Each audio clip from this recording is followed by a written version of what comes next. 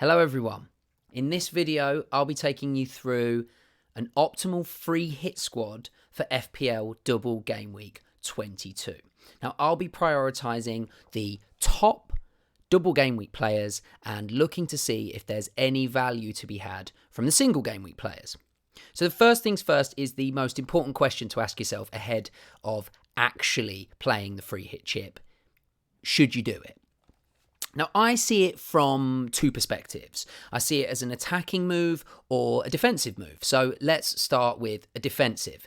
Now, playing the free hit chip is a defensive move if you don't have a full squad ahead of a game week.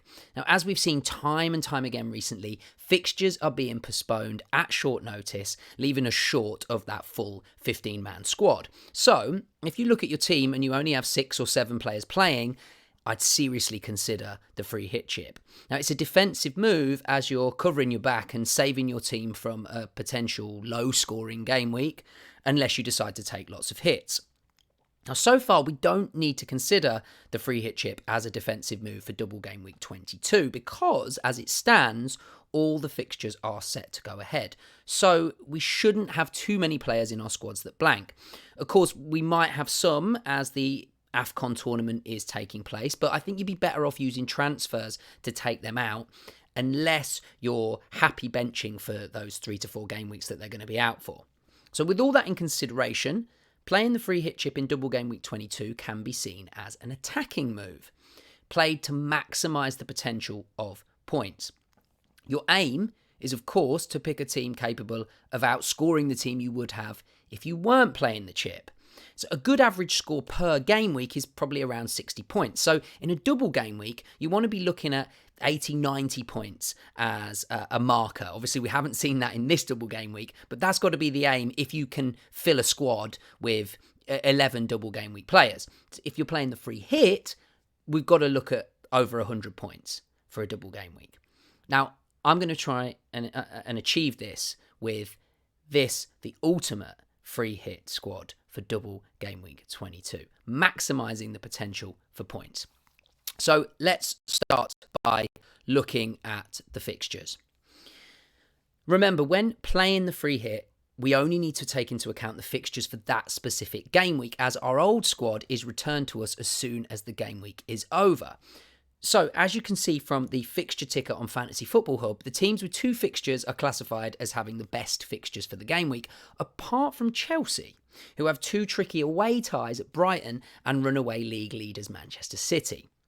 In terms of teams with just the 1 fixture who might interest us, Liverpool play Brentford at Anfield and West Ham play Leeds at home. Interestingly, the Hub see Norwich as favourites in their fixture against Everton. So make of that what you will. But from this list, I think aside from Liverpool and West Ham, we can potentially discard all the other single game week teams. Going without any Man City might be seen as a risk, but a single fixture against Chelsea shouldn't produce too many points hauls. I mean, anything can happen, of course. But I'm happy to go without any of their attack for this free hit draft. João Cancelo might interest me as a bit of cover for his huge ownership, but let's revisit him if we need to a bit later on.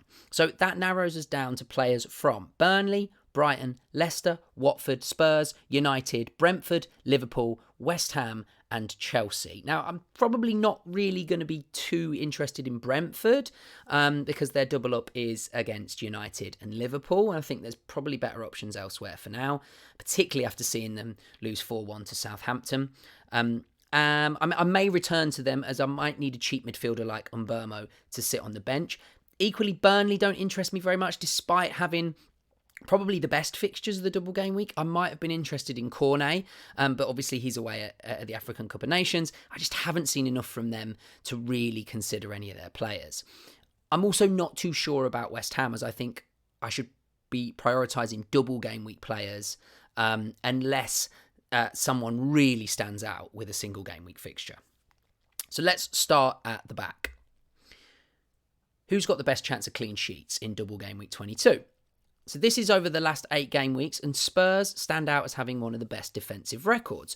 Non-penalty expected goals conceded of just 3.6 in 6 matches, only conceding 2.5 shots on target per match, with just 0.33 big chances conceded. Leicester and Arsenal aren't the easiest fixtures in terms of clean sheet potential, but I'd be remiss to not include a Spurs defender in the squad. But which one? Now, I think we can leave Lloris as an option, as I'm not totally confident in the clean sheets, but one of the fullbacks could provide attacking points as well as defensive. Now, I really like the creative potential of Emerson Royal and Sergio Reguilon.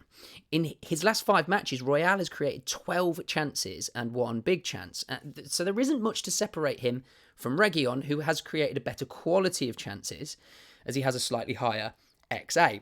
I think we can see that as well from watching Spurs. Reguilon's quality of crosses is better than Royal. He's also had more shots, 4-2, but I mean, there isn't a huge amount of shots from either of them there. Royale's currently 0.4 million cheaper, but I like the better goal threat and crossing ability of Reguilon from the matches that I've watched. He also said in an interview that with Conte taking charge, he really wants him to get forward and contribute and score goals. So as you can see from the table, he's played less minutes than Royale in that time, and he's still had more shots, and he's created 1 more big chance. Now, I think if you don't have the money for Reguilon, I think Royale is a good pick too. I've gone for Reguilon. Back to the stats, and despite some poor form, United appear to have improved defensively under Ralf Rangnick, along with some brilliant performances from David De Gea. So in the last 8 game weeks, their expected goals conceded per game is joint 5th best in the league, and joint 2nd out of the double game week teams. They certainly still look dodgy at the back, but Brentford and Aston Villa rank 17th and 13th respectively for non-penalty XG in the last 8 game weeks. They're 17th and 12th for shots in that time, and 15th and 18th for shots on target.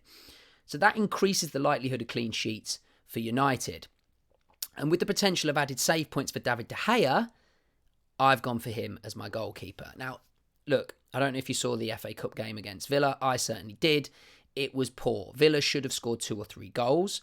But I think United did hold on. Their luck seems to be with them at the moment. And attacking-wise, they're not providing that much. I mean, they're winning a lot of games 1-0. So if that continues, De Gea could easily end up with bonus. He could easily end up with save points. Obviously, Brentford and Villa might score goals. We know that. But I think out of all of the options, I think De Gea has the highest potential of points for this double game week.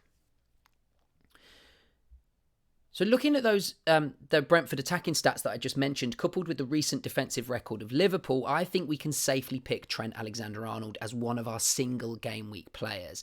I mean, as you can see, Trent is by far and away the best attacking defender, with 19 chances created in his last 7 matches. 3 big chances created to go with his 10 shots and an XG of 0.85. His ownership is huge, and he could easily haul against Brentford, so he is in my free hit team. One thing to keep an eye on with Trent is he recently tested positive for COVID, but according to Liverpool, he should be back in training. Good thing about a free hit is you can make as many changes as you want right up until the deadline, so you can easily take TAA out if he's not going to be playing. There aren't many other options that stand out to me in defence, except for perhaps Marcus Alonso at Chelsea.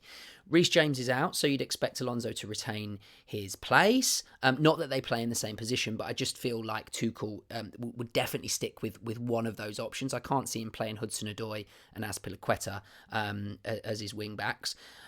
So I'd expect Alonso to start both games. His attacking potential is there for all to see. 4 big chances created in his last 8 matches. He's got the highest XA in the league in that time. And despite tricky fixtures, his attacking threat means I think he's worth the punt in a double game week free hit. He's on some corners. He got an assist against Liverpool. Alonso's in for me. So that's a back 4 of David De Gea, Trent Alexander-Arnold, Marcus Alonso and Sergio Reguilon. I haven't seen enough from other defenders and other defensive records of teams to go for more than 3 at the back. So I've added Matt Lowton of Burnley and Craig Cathcart, cheap as chips, of Watford to sit on the bench. They've both got double game week fixtures. And my backup goalkeeper is Sanchez of Brighton, just in case something happens to De Gea post-deadline. On to Midfielders. James Maddison immediately stands out as an option from the Leicester attack. He's averaged 3.4 shots per game in his last 5. Huge 55% goal involvement. He also has some assist potential and he passes the eye test for me. He's in great form. So keep an eye on Leicester though, because they've got an injury crisis. Their game against Everton was postponed. I won't get into all the COVID arguments, but if it's all going ahead, I'd expect James Maddison to do very well in this double game week, particularly in that Burnley fixture. Second midfielder for me, Mason Mount of Chelsea. He's in good form. I think he should be included for this double despite those tricky fixtures. I can still see Chelsea causing problems for both teams. I know they're not in form, but they're still scoring goals. And City can be got at, as we saw in that game against Arsenal. And if they do score, I'd expect Mount to be involved.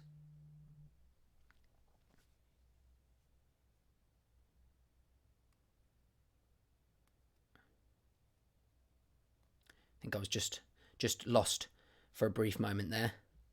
I'm just going to pause. Yeah, so Mason Mount, if they do score, I'd expect him to be involved. He's got 50% goal involvement in his last 8 matches, and as we know with Mount, he's got assist potential as well as the goal threat.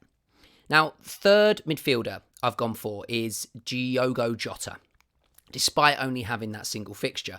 I think with Mane and Salah away at the African Cup of Nations, a lot of the responsibility for the goals will fall on Jota's shoulders, and I fully expect him to step up and provide. His stats are always up there with the best. He's averaged over 3 shots in the box per start in his last 6 matches, and he tends to miss more than he scores, but as an owner, you're always left wondering what might have been. But with the main man Salah out, I think it will be down to Jota to provide the returns, and I expect the majority of chances to fall to him.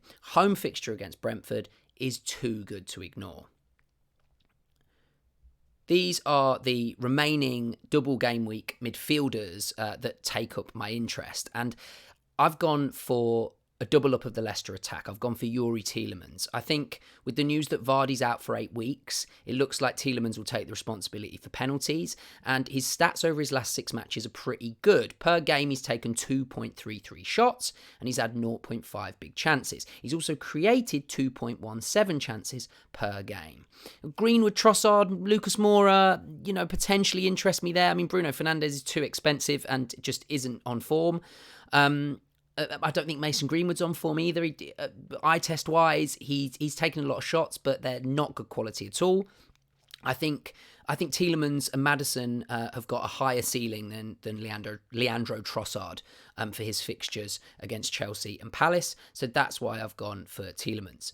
And the final midfield slot is going to be taken up by the man I mentioned earlier as a potential bench option. It's Brian Mbeumo of Brentford, providing he's declared fit for the double. But I think he played against Southampton, so that shouldn't be a problem. I really don't expect any of these bench options to come on, but I'm covered with 4 players who are all first choice for their teams. So on to the forwards, and it's 2 of the easiest picks of the free hit, Ronaldo and Kane. Now here is where I think the biggest advantage of playing the free hit this week will be gained, as I don't expect many non-free hitters to own both.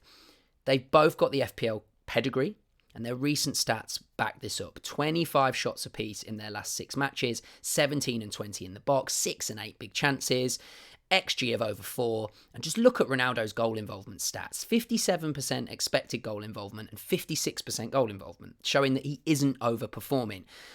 United don't look great, as I keep mentioning, but the safest option from their attack is Ronaldo. Caveat here, slight muscle injury, which kept him out of the FA Cup win against Aston Villa, but apparently it's nothing too serious. With Harry Kane, you've got the assist potential too. Now, the caveat with Kane is he may suffer playing without his partner in crime, Heung-min Son, who would be in this free hit team had he not got injured.